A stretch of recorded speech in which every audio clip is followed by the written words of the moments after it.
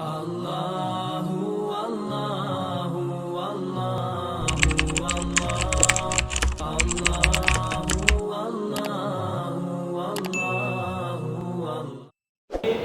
رب العالمین نے قرآن کریم کے اندر مستقل طور پر اپنی اطاعت کا حکم دیا اور مستقل طور پر اپنے نبی کی اطاعت کا حکم دیا ہے۔ یہ دونوں اطاعتیں اپنی اپنی جگہ مستقل ہیں، اور مستقل اس معنی میں کہ بہت ساری باتیں قرآن کے ذریعے سے معلوم ہوتی ہیں، بہت سارے دینی احکام، فرائض اور واجبات قرآن کے ذریعے سے معلوم ہوئے، اور بہت سارے احکام اور واجبات اور بہت سارے مسائل احادیث کے ذریعے سے معلوم ہوتے ہیں، جس کا ذکر قرآن کے اندر موجود نہیں ہے۔ اسی لیے اللہ رب العالمین نے اپنی اطاعت کا حکم دیا اور رسول کی اطاعت کا حکم دیا۔ قل اطیعوا اللہ واطیعوا الرسول فإن تولوا فإن اللہ لا يحب الکافرین۔ کہہ دیجئے اطیعوا اللہ، اے نبی آپ کہہ دیجئے کہ اللہ کی اطاعت کرو، وَأَطِيعُوا الرَّسُولَ اور رسول کی اطاعت کرو۔ قُلْ أَطِيعُوا اللَّهَ وَالرَّسُولَ، کہہ دیجئے کہ اللہ کی اطاعت کرو اور رسول کی اطاعت کرو۔ کس چیز میں اطاعت؟ تمام چیز کو یہ شامل ہے، یہ عمومی اطاعت ہے۔ شریعت کے اصول جو عقائد اور ایمانیات ہیں، وہ اصول جس کا تعلق عقائد اور ایمان سے ہے، اس کے اندر اللہ اور اس کے رسول کی اطاعت کرو، اور شریعت کے وہ فروعی مسائل جس کا تعلق عبادات سے ہے، جس کا تعلق معاملات سے ہے، جس کا تعلق نکاح اور طلاق سے ہے، جس کا تعلق دیگر امور سے ہے، اس کے اندر اللہ اور اس کے رسول کی اطاعت کرو۔ گویا ایمان و عقائد اور اعمال و کردار کے اندر، تمام چیزوں کے اندر جو اللہ اور اس کے رسول کی طرف سے آئے، بس اس کی اطاعت کرو۔ فَإِن تَوَلَّوْا، اگر تم نے اعراض اختیار کیا، روگردانی اختیار کی، ٹھکرا دیا، نافرمانی اختیار کی، فَإِنَّ اللَّهَ لَا يُحِبُّ الْكَافِرِينَ، تو سن رکھو کہ اللہ رب العالمین کافروں کو پسند نہیں کرتا ہے۔ اللہ اور اس کے رسول کی بات کو کون ٹھکراتا ہے؟ اللہ اور اس کے رسول کی بات کی کون تکذیب کرے گا؟ اللہ اور اس کے رسول کے بات کی نافرمانی کون کرے گا؟ وہ کرے گا جو کفر کے عمل کے اوپر چلے گا، یا تو ایمان رکھتے ہوئے کفریہ راستے اختیار کرے گا، کفر عملی کا شکار ہوگا، یا وہ ہوگا جو ایمانی اعتبار سے وہ کفر کا شکار ہے، کہ وہ اللہ اور اس کے رسول کے اوپر ایمان نہیں لاتا ہے۔ گویا اللہ اور اس کے رسول کی نافرمانی کرنے والا کفر کے راستے کے اوپر ہے، اور اللہ تعالیٰ کافروں کو پسند نہیں کرتا، بلکہ کیا کرتا ہے؟ یبغضہم، اللہ تعالیٰ اس کے اوپر اپنی غضب کو نازل کرتا ہے، اللہ تعالیٰ اس سے غصہ ہوتا ہے، اللہ تعالیٰ اس سے ناراض ہوتا ہے، اور ایسا آدمی کھلی ہوئی گمراہی کے اندر رہتا ہے، کھلی ہوئی گمراہی کے اندر چلا جاتا ہے۔ وہ دین کا نام لے گا، شریعت کا نام لے گا، وہ سنت کا نام لے گا، بلکہ توحید کا نام لیتا ہے، اور کھلا شرک کا ارتکاب کرتا ہے، اللہ کی وحدانیت کا ذکر کرتا ہے، لا الہ الا اللہ کا اقرار کرتا ہے، اور اس کے بعد شرک کے راستے کو اختیار کرتا ہے۔ توحید سنت کی باتیں کرتا ہے، لیکن بدعت کے راستے کے اوپر بندہ چلتا رہتا ہے، دین کی باتیں کرتا ہے، لیکن لادینیت کو وہ اختیار کر لیتا ہے۔ اللہ رب العالمین ایسے لوگوں کو محبوب نہیں رکھتا، بلکہ ایسے لوگوں کے اوپر اللہ رب العالمین کا غضب نازل ہوتا ہے۔ انما كان قول المؤمنین اذا دعوا الى اللہ ورسولہ ليحكم بينهم أن يقولوا سمعنا وأطعنا وأولئك هم المفلحون۔ انما كان قول المؤمنین، یعنی ایمان والوں کی صفت اللہ تعالیٰ بیان کر رہا ہے ایمان والے کیسے ہوتے ہیں؟ ایمان والے کا سلوک کیسا ہوتا ہے؟ رویہ کیسا ہوتا ہے؟ اس کا موقف کیسا ہوتا ہے کہ وہ کیسے چلے؟ انما کان قول المؤمنین اذا دعوا الی اللہ ورسولہ، ایمان والوں کا سلوک اور طریقہ تو یہ ہوتا ہے کہ جب اسے اللہ اور اس کے رسول کی طرف بلایا جاتا ہے لیحکم بینہم، کہ اللہ اور اس کے رسول کے ذریعے سے ان کے درمیان فیصلے کر دیے جائیں، چاہے وہ ایمان کا مسئلہ ہو، عقیدے کا مسئلہ ہو، یا عمل کا مسئلہ ہو، یا کردار کا مسئلہ ہو، یا کوئی معاملات ہو، یا کہ سیاست ہو، یا کوئی سماجی مسئلہ ہو، یا کوئی معاشرتی مسئلہ ہو، لیحکم بینہم، کہ اللہ اور اس کے رسول کے طریقے پر ان کے درمیان فیصلے کر دیے جائے۔ تو مومنوں کا کیا طریقہ ہوتا ہے؟ مومنوں کا یہ طریقہ ہے، مومن کی یہ علامت ہے، مومن کے ایمان کی یہ علامت ہے ان یقولوا سمعنا واطعنا، کہ ہم نے سن لیا اور ہم فرما بردار ہو گئے، ہم فرما بردار ہو گئے۔ سمعنا واطعنا، کہ ہم نے سن لیا، سر آنکھوں پر اللہ اور اس کے رسول کی بات، اور سر تسلیم خم ہے، اور عمالی جامہ ہم پہنانے والے ہیں۔ تب اللہ تعالیٰ خوشخبری اور بشارت سناتا ہے وَأُولَئِكَ هُمُ الْمُفْلِحُونَ، وَأُولَئِكَ هُمُ الْمُفْلِحُونَ، یہی لوگ تو کامیاب ہیں، یہی لوگ کامیاب ہیں۔ اور میرے بھائیوں، کامیابی کیسے ملتی ہے؟ بس اللہ اور اس کے رسول کی اطاعت میں، جن چیزوں کا اللہ اور اس کے رسول نے حکم دیا ہے اس کی پیروی کریں، اس راستے کے اوپر چلیں، اور جن چیزوں سے اللہ تعالیٰ نے روکا ہے، اللہ کے رسول نے منع کیا ہے، یعنی جو محرمات ہیں شریعت اسلامیہ کے اندر، جو منہیات ہیں، منکرات ہیں، اس سے اپنے آپ کو بچا لیں، یہی کامیاب ہونے والے لوگ ہیں۔ اللہ کی اطاعت کے راہ پر گامزن ہو جائیں، صراط مستقیم کی راستے کے اوپر گامزن رہے، اور مغضوب علیہم ولا الضالین، جن کے اوپر اللہ کا غضب نازل ہوا اور جو گمراہ ہیں ان کے راستے کو چھوڑ دیجئے، یہی کامیابی کا راستہ ہے۔ اور یاد رکھیے اس بات کو، یہ اصول اور قاعدے کی بات ہے، اس کو یاد رکھیے۔ صراط مستقیم پر اس وقت تک کوئی شخص گامزن ہو ہی نہیں سکتا جب تک وہ ضلالت اور گمراہی کے راستے سے کنارہ کشی اختیار نہ کرے۔ ضلالت اور گمراہی کے راستے، اور خاص طور پر وہ جو یہودیوں کے اوپر اللہ تعالیٰ کا غضب نازل ہوا، دین میں خرد و برد کرنے کے نتیجے میں، دین کے اندر تبدیلی پیدا کرنے کے نتیجے میں، دین کو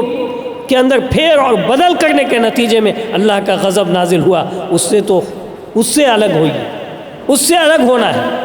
اور الضالین، یہ نصارہ جو دین کا نام لیتے ہیں، جو ربانیت اختیار کرتے ہیں، ہم وقت اللہ کی عبادت میں لگے ہوئے ہیں، لیکن یہ گمراہ ہیں، علم کی بنیاد کے اوپر ان کی عبادتیں نہیں ہو رہی ہیں، علم کی روشنی میں یہ نہیں چلتے، اللہ اور اس کے رسول کی اطاعت اور فرما برداری یہ نہیں کرتے، اس لیے یہ اپنی منمانی عبادت کرتے ہیں، ہوا پرستی کرتے ہیں، خواہشات کی اتباع کرتے ہیں، تو یہ ضالین ہیں، یہ گمراہ ہیں، ان کے راستے سے بھی اپنے آپ کو کلی طور پر بچانا ہوگا۔ اس لیے میرے بھائیوں، اور خاص طور پر ایک اور قاعدے کی بات سنیے جو کہ حدیث سے مستنبط ہے، وَمَا أَمَرْتُكُم مِّن شَيْءٍ فَأْتَمِرُوا مَا اسْتَطَعْتُمْ، نبی صلی اللہ علیہ وسلم کی حدیث ہے کہ جس چیز کا تمہیں حکم دیا گیا ہے، جتنی طاقت رکھو اس کو بجا لاؤ۔ اور اللہ نے قرآن کریم کے اندر کہا فَاتَّقُوا اللَّهَ مَا اسْتَطَعْتُمْ، اللہ سے تم اس وقت ڈرتے رہو اور خوب ڈرتے رہو جتنی تمہارے اندر طاقت ہے، اپنی طاقت اور صلاحیت کے حساب سے اللہ کا ڈر اور خوف اختیار کرو۔ اور اللہ کے رسول صلی اللہ علیہ وسلم کی حدیث کی تکمیل کرتے ہوئے یہ میں بتاؤں کہ آپ صلی اللہ علیہ وسلم نے فرمایا وَمَا نَهَيْتُكُمْ عَنْهُ فَانْتَهُوا، کہ جس چیز سے تمہیں روکا جا رہا ہے تم اس سے کلی طور پر رک جاؤ، جس چیز سے روکا جا رہا ہے کلی طور پر اس سے رک جاؤ۔ اور اللہ نے قرآن کریم کے اندر اسی کا حکم دیا وَمَا آتَاكُمُ الرَّسُولُ فَخُذُوهُ وَمَا نَهَاكُمْ عَنْهُ فَانْتَهُوا، جو رسول تمہیں دیتے ہیں اسے لے لو، اور رسول جن چیزوں سے تمہیں روکتے ہیں اس سے تم رک جاؤ۔ اوامر کی بجا آوری میں استطاعت کو تو دخل ہے، کہ استطاعت کو، قوت کو، طاقت کو دخل ہے کہ آدمی تقویٰ کے اس مرحلے تک نہیں پہنچ پائے گا جس تک اہل ایمان یا اولیاء اللہ یا اللہ سے بہت قریب بندہ تک پہنچتا ہے، لیکن ہر کوئی اپنی طاقت اور قوت کے حساب سے اللہ سے ڈرتا رہے اور اس کی کوشش کرتا رہے، استطاعت کو داخل ہے اس کے اندر۔ لیکن منہیات، منکرات اور محرمات سے بچنے کے لیے استطاعت کو داخل نہیں ہے کہ ہماری طاقت ہی میں نہیں ہے کہ ہم سگریٹ چھوڑ دیں، ہو ہی نہیں پا رہا ہے۔ یہ منشیات کا استعمال ایسے ہم اس کے عادی ہو گئے ہیں کہ یہ ممکن ہی نہیں ہے ہمارے لیے چھوڑنا۔ یہاں اب اگر استطاعت پہ آئیں گے تو اس کا پتہ ہی چلا کہ وہ حلالی ہو جائے گا۔ تو منہیات اور محرمات سے رکنے کے لیے استطاعت کو دخل نہیں ہے، رکنا ہی پڑے گا، اپنے آپ کو بچانا ہی پڑے گا۔ وہ حرام ہے ہر حالت میں بھی، اور جس قدر اس کے اوپر اصرار ہوگا، جس قدر اس کے اوپر انسان مصر ہوگا کہ نہیں چھوٹ نہیں رہی ہے، یہ کافر لگی ہوئی ہے، یہ ظالم لگی ہوئی ہے، یہ چھوٹ ہی نہیں رہی ہے، اسی کے بقد اس کے اوپر سزا متعین ہوگی، اور اسی کے بقد اس کے اوپر گناہوں کا بوجھ بڑھتا ہوا چلا جائے گا۔ اس کو سمجھنے کی ضرورت ہے۔ اس لیے میرے بھائیوں، اللہ اور اس کے رسول کی اطاعت میں ہی ساری کی ساری بھلائیاں ہیں، ساری کی ساری بھلائیاں ہیں۔ اس لیے وہ اعمال جس کا شریعت اسلامیہ کے اندر کوئی ثبوت نہیں پایا جاتا ہے، یہ بھی اسی میں داخل ہے۔ جو ابھی قاعدہ میں نے آپ کو بتایا نا، اسی قاعدے کے اندر یہ چیز داخل ہے جو ابھی باتیں میں آپ کے سامنے کرنے جا رہا ہوں۔ وہ اعمال چاہے وہ دیکھنے میں کتنا خوبصورت کیوں نہ ہو، یا وہ نماز جو افضل العبادات ہے، ایسی نماز جس نے ہم ایجاد کر لیے ہے، ہم نے ایجاد کر لی ہے، ہم نے گڑھ لیا ہے، اور اس کو ہم اپنے طریقے پر متعین دن میں متعین طریقے سے مختلف حیت سے ہم اسے بجا لاتے ہیں، اگرچہ وہ نماز ہی کیوں نہ ہو، وہ منہیات میں سے ہے، منہیات میں سے منع کیا گیا ہے، روکا گیا ہے کہ جو نہیں کیا گیا، جس کا اللہ کی کتاب اور رسول کی سنت میں ثبوت نہیں پایا جاتا ہے، اسے نہیں بجا لانا ہے۔ اور اگر انسان اس کو بجا لاتا ہے تو دو حالت سے خالی نہیں ہے، یا تو سنت ہے، سنت ہو نہیں سکتا اس لیے کہ اس کا ثبوت قرآن اور حدیث کے اندر نہیں ہے، تو دوسری حیثیت اس کی یہی ہوگی کہ وہ بدعت ہے، اور بدعت سے بچنے کے لیے استطاعت نہیں ہے کہ بدعت سے بچنے کے لیے ہم کو طاقت چاہیے، ہماری استطاعت کو دخل ہے اس کے اندر تب ہم بدعت سے بچیں گے، نہیں، ہرگز ہرگز نہیں۔ پیارے نبی محمد رسول اللہ صلی اللہ علیہ وسلم اپنے ہر خطبہ مسنونہ کے اندر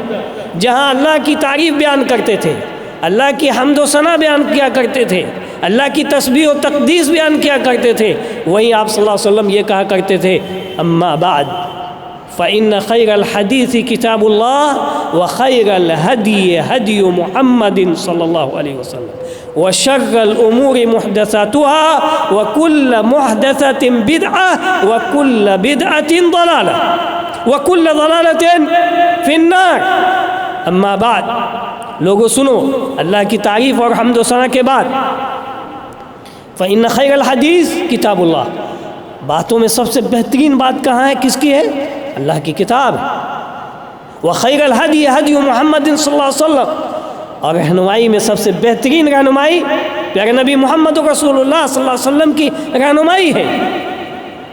وَمُحْدَثَاتِ الْأُمُورِ وَإِنَّ شَرَّ الْأُمُورِ مُحْدَثَاتُهَا، اور ان تمام چیزوں کے اندر یا دین کے اندر یہ نئی نئی چیزیں جو ہیں، شریعت کے اندر جو نئی نئی چیزیں لوگ ایجاد کر لیتے ہیں، چاہے وہ نماز کے نام پہ ہو، چاہے وہ روزہ کے نام پہ ہو، چاہے وہ کسی اور چیز کے نام کے اوپر ہو، تسبیحات کے نام کے اوپر ہو، چاہے وہ حلقۃ الذکر کے نام کے اوپر ہو، یا جو قس علی ذالک معاشرے میں جتنی ساری چیزیں پائی جاتی ہیں وہ سب محدثات ہیں، نئی نئی چیزیں ہیں دین کے اندر۔ تو اللہ کے رسول صلی اللہ علیہ وسلم نے کہا کہ شر الامور محدثاتها، ان تمام چیزوں میں سب سے بدترین چیز یہ نئی نئی چیزوں کا ایجاد کرنا ہے، اور یہ بدعت ہے۔ یہ نئی چیز کیا ہے؟ بدعت ہے، اور ہر بدعت گمراہی ہے، اور ہر گمراہی جہنم کے اندر لے جانے والی ہے۔ اب اگر کوئی شخص کسی کو کوئی بتائے اور کسی کو کوئی متنبہ کرے کہ اس عمل کا ثبوت قرآن و حدیث کے اندر نہیں پایا جاتا، سلف صالحین کے اندر اس عمل کا ثبوت نہیں پایا جاتا، اس کے بعد بھی وہ بندہ کرتے چلا جا رہا ہے، کرتے چلا جا رہا ہے، تو اس کا وبال اسی کے اوپر ہوگا۔ وہ خیر اور بھلائی نہیں ہے، بلکہ شر الامور ہے، اموروں میں سب سے بدترین شے ہے، تمام چیزوں کے اندر وہ سب سے بدترین شے ہے۔ اللہ تعالیٰ اس سے ہم تمام لوگوں کو محفوظ رکھے۔ اس لیے میرے بھائیوں، یہ سب سے اہم چیز ہے کہ ہمارا سارا عمل قرآن اور حدیث کے مطابق ہو۔ اللہ کو بہت زیادہ عمل کرنا پسند نہیں ہے کہ بہت زیادہ لوگ عمل کر رہے ہوں۔ اللہ کو کیا پسند ہے؟ ایکم احسن عملا، بہترین عمل کون کرتا ہے، بہت زیادہ نہیں، کثرت عمل کا ذکر نہیں ہے، احسن عمل کا ذکر ہے کہ بہترین عمل کون کرتا ہے، نیکیوں میں بہترین نیکی کون کرتا ہے۔ اور بہترین عمل وہ ہے جو خالص کتاب و سنت کے مطابق ہو، اگرچہ وہ کم ہی کیوں نہ ہو، اگرچہ وہ کم ہی کیوں نہ ہو۔ نیکیاں پہاڑ کے مانند ہم کر لیں، بھلائیاں پہاڑ کے مانند اگر ہم کھڑا کر لیں، لیکن اس کا ثبوت قرآن اور حدیث سے نہیں ہے، شریعت اسلامیہ کے اندر وہ نہیں پایا جاتا، تو پھر اس پہاڑ کی بھی کوئی حیثیت نہیں ہے، وہ ہوا منصورہ ہے، وہ ہوا منصورہ ہے۔ اس لیے میرے بھائیوں، لازمی سمجھو، لازم سمجھو، آج مسلمانوں کی حالت کیا ہے؟ دیکھیے، مسلمانوں کی آج حالت یہ ہو گئی ہے کہ جس کا ثبوت خالص قرآن اور سنت سے موجود ہے، اس کی طرف لوگوں کی رغبت آپ نہیں دیکھیں گے، اور یہ المیہ ہے اور ایک قسم کا عذاب ہے اللہ رب العالمین کی طرف سے۔ جب انسان سنت کو چھوڑتا ہے، شریعت کے صحیح عمل کو چھوڑتا ہے، تو اللہ کی طرف سے ایک عذاب نازل ہو جاتا ہے اس کے اوپر کہ وہ انسان بدعات کے اوپر چل پڑتا ہے، بدعات کو ہی ڈھونڈتا رہتا ہے، بدعات و خرافات کے اندر ہی اس کی دلچسپی ہوتی ہے، اور اسے خوب وہ بجا لانے میں دلچسپی اختیار کرتا ہے، اور بڑھ چڑھ کے اس کو ادا کرنے کے اندر وہ حصہ لیتا رہتا ہے، والعیاذ باللہ۔ تو یہ ایک قسم کا میرے بھائیوں عذاب ہوتا ہے کہ جب انسان سنت کو چھوڑتا ہے تو بدعت کے اندر مبتلا ہو جاتا ہے۔ آج ہم اپنے معاشرے کے اندر نظر اٹھا کر کے دوڑا لیں، جس کا ثبوت پایا جاتا ہے اس کے اندر کوئی دلچسپی نہیں ہے۔ مثال کے طور پر ایک مثال آپ کے سامنے رکھتے ہیں، یہ لیلۃ القدر ہے۔ اب رمضان میں ہم لوگ داخل ہونے والے ہیں، لیلۃ القدر جس کو ہم شب قدر کہتے ہیں، قدر والی رات۔ قرآن ناطق ہے، سورہ نازل ہوئی ہے، ہم اس کی تلاوت کرتے ہیں، اس کا معنی سمجھتے ہیں، اور اس کے بعد بھی لیلۃ القدر کے اندر ہمارا اہتمام نہیں پایا جاتا۔ سورہ لیلۃ القدر، سورۃ القدر جو باقاعدہ ایک سورت ہے، اس کی عبادت 1000 مہینے کی عبادت سے بہتر ہے، 1000 مہینے کی عبادت سے۔ خود نص قطعی قرآن کا موجود ہے کہ یہ اتنی افضلیت والی رات ہے، اور اس کے سارے فضائل کا ذکر اس سورہ کے اندر موجود ہے، نبی صلی اللہ علیہ وسلم کی حدیث کے اندر موجود ہے، اس کے اندر کوئی دلچسپی نہیں پائی جاتی۔ تحروا لیلۃ القدر فی العشر الاواخر فی الوتر من العشر الاواخر من رمضان۔ اس لیلۃ القدر کو تم رمضان کی کہ آخری عشر کی طاق راتوں میں تلاش ہو، اور وہ طاق راتیں 5 ہوتی ہیں، 21، 23، 25، 27، 29، یہ 5 راتیں یہ طاق راتیں ہیں۔ آپ اس کے اندر مظاہرہ دیکھ لیجئے، نہ کے برابر ہے، جیسے لگ رہا ہے کہ یہ کسی ایک طبقے کا عمل ہو۔ جیسے مسلمان تو بہت سارے مسالک اور فرقوں میں بٹے ہوئے ہیں، آپ دیکھیں گے کوئی ایک ہی طبقہ اہل حدیث کا نظر آتا ہے جو مساجد کو آباد رکھتا ہے خاص طور پر، اور بھی لوگ کرتے ہیں، میرے یہ کہنے کا مطلب نہیں کہ دوسرے نہیں کرتے، لیکن اکثریت نہیں کرتی، اکثریت کے پاس اس کا اہتمام نہیں پایا جاتا۔ لیکن یہ تو ثبوت پائے ثبوت کو پہنچی ہوئی شے ہے، اور بالاتفاق اس میں اختلاف بھی نہیں ہے کسی کا، اہل علم کا اس کے اندر اختلاف بھی نہیں ہے۔ اب آئیے کچھ ایسی عبادتیں ہیں، ابھی رجب گزری نا، رجب کا مہینہ گزرا ہمارے سامنے، پتہ نہیں کیا کیا عبادتیں تھیں معراج کی مناسبت سے، تو پتہ نہیں کس کی مناسبت سے، اللہ عالم، بہت ساری عبادت ایسی ہمارے معاشرے کے اندر ہے جس کا کوئی شعبان کے اندر بھی 15ویں شعبان کو کی رات کو اگر ہم اس کی بعض حدیث کو صحیح مان بھی لیں تو کیا وہ لیلۃ القدر کے مقابلے کی رات ہو سکتی ہے یا ہے حدیث کے روح سے، قرآن اور حدیث کے روح سے؟ نہیں، لیکن اس کے باوجود اس کا مظاہرہ ہوتا ہے۔ اگر پائے ثبوت کو کوئی روایت پہنچتی بھی ہے تو اس کا جواز صرف انفرادی عبادت ہے، جواز اگر ہو سکتا ہے تو وہ صرف انفرادی کی حیثیت سے، لیکن اجتماعی حیثیت دیکھ لیجئے، لیلۃ القدر کے اندر اجتماعی عبادتیں نہیں ہوتی، مساجد آباد نہیں ہوتی، لیکن 15ویں شعبان کی مساجد، اور ستم ظریفی دیکھیے اور عجیب معمہ دیکھیے، یہ عجیب حالت دیکھیے لوگوں کی، فرض نہیں پڑھتے، فرائض ان کی زندگی کے اندر نہیں ہے، اور نوافل کے لیے اہتمام کرنے کے لیے مسجد پہنچ گئے۔ اچھا، اس دن پھر وہ باقاعدہ کہ نہیں سے ڈریس کی چینجنگ ہوتی ہے، پھر باقاعدہ قبرستان کی زیارت ہوتی ہے، مردوں کی زیارت ہوتی ہے، اس قبرستان سے اس قبرستان، اس قبرستان سے اس قبرستان۔ دین اسلام میں مردہ پرستی ہے ہی نہیں، یہ کس لیے؟ اگر دعا کرتے ہیں تو قبرستان ایک دن جانے کی ضرورت نہیں ہے، عید میں، بقرعید میں یا شعبان میں جانے کی ضرورت نہیں ہے، آپ جب چاہیں تب جائیں قبرستان، وہ مستحب عمل ہے، جب چاہیں تب جائیے، اور جانا چاہیے قبرستان۔ فَإِنَّا تُذَكِّرُ الْمَوْتِ، اس لیے کہ اس سے موت کی یاد آتی ہے، وَتُذَكِّرُ الْآخِرَةَ، اور آخرت کی یاد دلائی جاتی ہے، یاد آتی ہے اس کے ذریعے سے۔ لوگ وہاں جا کر کے عبرت پکڑتے ہیں، نصیحت حاصل کرتے ہیں، لیکن آپ دیکھ لیجئے کون نصیحت پکڑتا ہے وہاں؟ ہم جب مٹی دینے جاتے ہیں تو کون نصیحت پکڑنے والا ہوتا ہے؟ ہر آدمی الگ الگ گفتگو کے اندر منہمک، والعیاذ باللہ۔ تو بتانا مقصود یہ ہے کہ دین کے نام پر ہم نے ایسی عبادتوں کو ایجاد کر لیا ہے، ایسی عبادتوں کے اندر ہماری دلچسپیاں آ گئی ہیں اور دلچسپیاں رہتی ہیں، جو بہرحال اہل علم کے اختلاف سے وہ عبادت خالی نہیں ہے، یعنی اقل درجہ ہے۔ اقل درجہ یہ ہے کہ اہل علم کا اس عبادت کے تعلق سے شدید اختلاف ہے، اس کے ثبوت کے اندر اختلاف ہے، اور جس عمل کے اندر کوئی اختلاف نہیں ہے، متفقہ مسئلہ ہے، وہ اس کے اندر ہماری عبادت کا کوئی پہلو نہیں پایا جاتا۔ اس لیے میرے بھائیوں، اللہ اور اس کے رسول کی اطاعت کرو، یہی ہمارے لیے سب کچھ ہے، یہی ہمارا سرمایہ ہے، یہی ہمارے نجات کا ذریعہ ہے، اور یہی سب سے بہترین شے ہے۔ کسی بھی مسئلے کے اندر تردد ہو، تذبذب ہو، اختلاف ہو،